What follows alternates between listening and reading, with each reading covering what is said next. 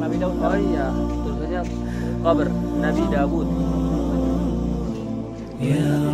Allah tentang kebenarannya. Kelompok satria nih, ada ibu-ibu yang sudah mulai menggeh-menggeh dan lelah. Secang, Bu. Iya. Jenan mana? Mbak Cimut kemarin. Oh siap. Kan cerita tentang Mas Fauzan. katanya tinggalnya di Gerabak katanya. Enggak, Secang, cuman deket sama Gerabak.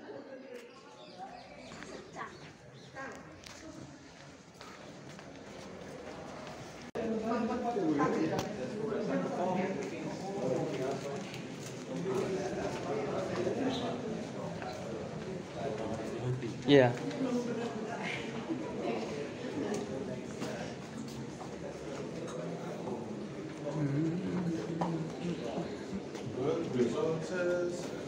Nah, kita masuk.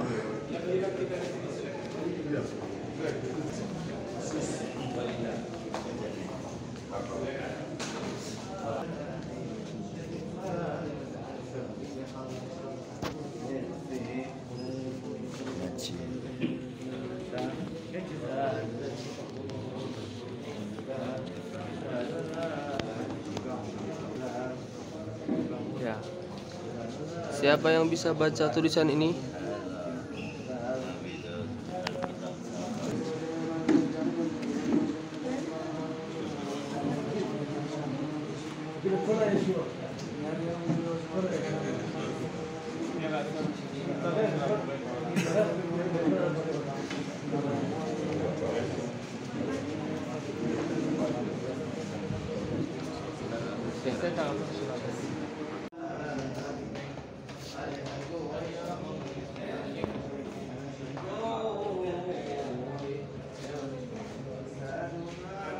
cerita atau sejarah di Islam ada ayat di Quran namanya Al-Ma'idah. Al-Ma'idah. Isa alaihissalam tanya Allah Subhanahu wa taala turun Ma'idah dan makan. Karena itu setiap gereja yang memiliki hubungan sedikit atau panjang dengan Islam Salahuddin. Setelah Salahuddin mengalahkan kisah Tria Salib, Salahuddin tukar ke masjid. Karena itu berjamuan terakhir ada hubungan dengan Al-Ma'idah, tukar ke masjid. Gereja Siti Maryam tukar ke Masjid Maryam.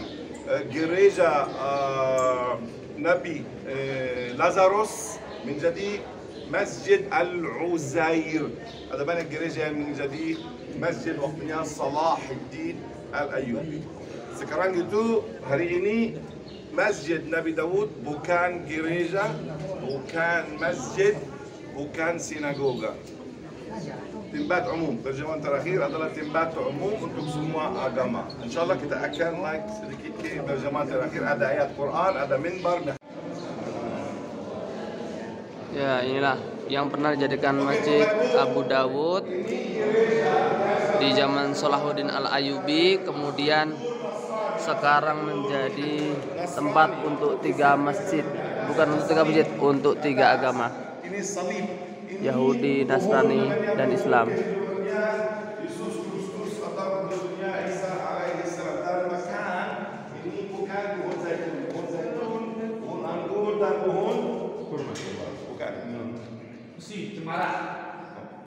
Roti. Gandum. Gandum, pohon gandum, anggur dan olive atau pohon zaitun. Salahuddin tukar menambahkan minbar. Ini mihrab, ini qiblatnya Allahu Akbar, ini qiblatnya.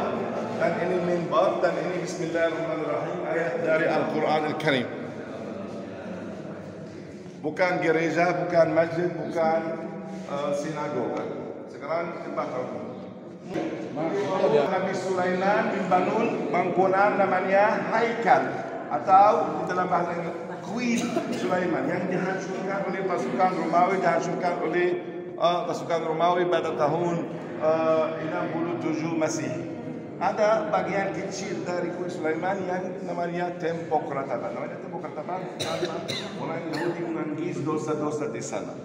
Orang Yahudi berdoa, bersalat 3 kali setiap hari. Salat subuh, salat zuhur, salat maghrib.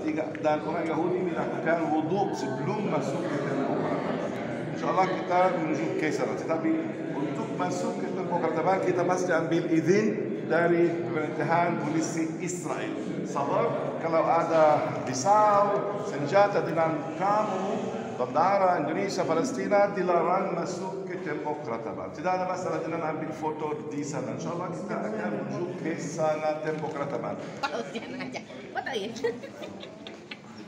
Mesti faham, saya ulang. Sekarang kita di bawah Israel. Ini Israel. Walaupun penduduk Arab, saya Arab, tidak ada masalah karena saya punya ID Israel. Bukan warga Israel. Bukan warga, hanya ID. Identitas Israel, bukan warga. Kita menolak ambil warga Israel. Kita tidak mau. Jadi Anda warga Palestina? Tidak, no, bukan. Dan kita tidak punya warga Palestina. Kita neutral, seperti Vatikan. Kita lanjut ke tembok ratapan. Ya, jadi gitu ya tadi ya penjelasannya bahwa ini dulunya sebelum 1967 ini adalah tempat atau termasuk daerah wilayah Jordan. Nah, tapi setelah perang 6 hari antara Jordan dengan orang-orang Israel, maka dimenangkan oleh Israel dan menjadi daerahnya Israel.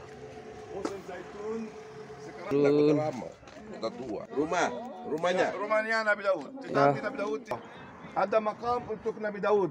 Nabi Daud, yani orang Yahudi biasa berbicara tentang Nabi Daud bukan Musa alaihissalam. Karena orang Yahudi berbicara bahwa Nabi Musa alaihissalam membawa At-Taurat dan selesai. Halas. Tetapi Nabi Daud adalah raja yang mengalahkan semua musuh-musuh untuk orang Yahudi, bersatu bangsa Israel, membangun Yerusalem, kota Yerusalem. Sebelum kita masuk di area tembok ratapan atau bisa disebut dengan Masjid Burak, kita diperiksa dulu. Diperiksa barang-barang dan juga paspor. Tas di atas X-ray.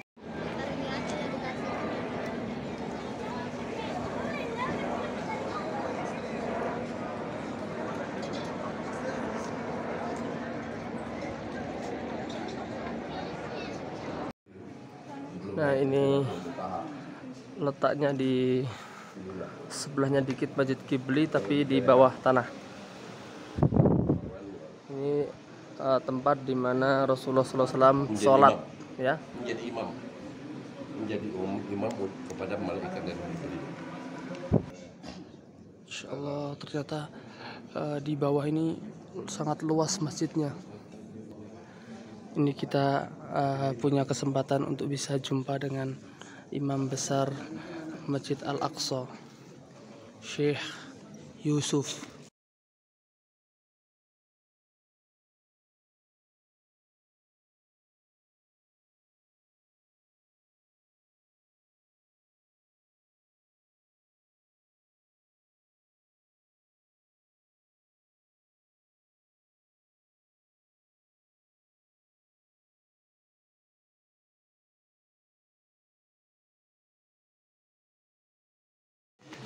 Bismillah, ini kita menuju ke kuburan atau makam Nabi Ibrahim di daerah Hebron. Nah, dan di sini bukan hanya kuburannya Nabi Ibrahim tapi juga kuburannya Sarah, dan beberapa penjelasannya nanti akan dijelaskan oleh guide-nya.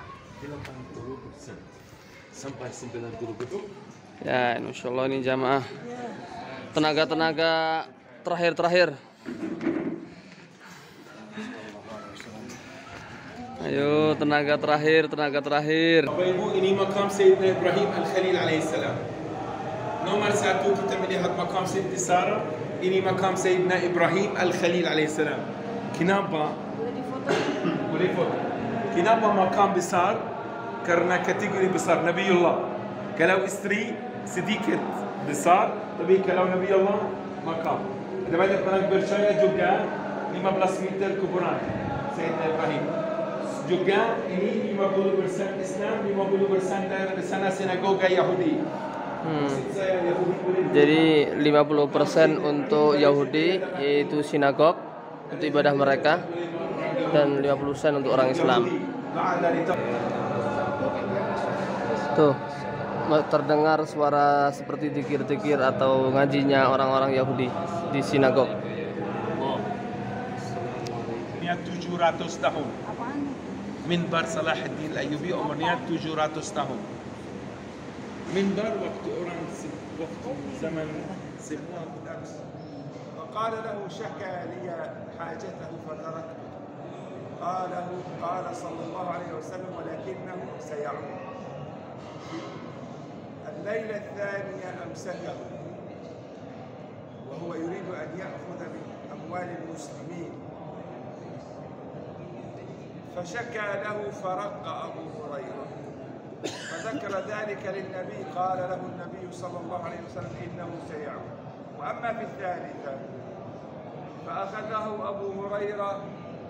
Insyaallah ya teman-teman sekalian, info tambahan bahwa di Palestina atau kota lama ini banyak sepeda motor. Nah, matic kayak NMAX tapi beda. Nah, Nih, Joyride. Joyride. Tuh. Dan ini banyak di jalanan banyak kan? Banyak. Banyak. Nih yang hitam nih, cruise. Hmm. Cruising. Dipele. Ah, Iya. ini baru NMAX nih, NMAX Yamaha. Bukan NMAX nih. Oh, ini logonya. Hah? Iya. Ini logonya. Tapi bukan NMAX apa? T-Max atau T-Max. Oh, sisinya lebih gede. T-Max. Lebih gede itu. Nah, ini kita mau nyebrang. Ini kalau kita masuk Aqsa, masuk kota lamanya lewat situ tuh. Ya. Tuh, sepeda motor banyak yang parkir tuh. Nah, kan? Banyak kan? Dan di sekitar Masjidil Aqsa atau Palestina ini ramah orang jalan kaki. Jadi kalau kita jalan kaki, ini banyak bis ya. Nggak ada lampu merah, kita jalan langsung berhenti dia. Tuh. Tuh. Kita padahal nggak ada lampu merah ini. Berjalan kaki adalah Perempatan. satu di Palestina. Tapi mereka langsung berhenti. Masya Allah, mantap ya. Jadi perlu dicontoh untuk para pengendara di Indonesia.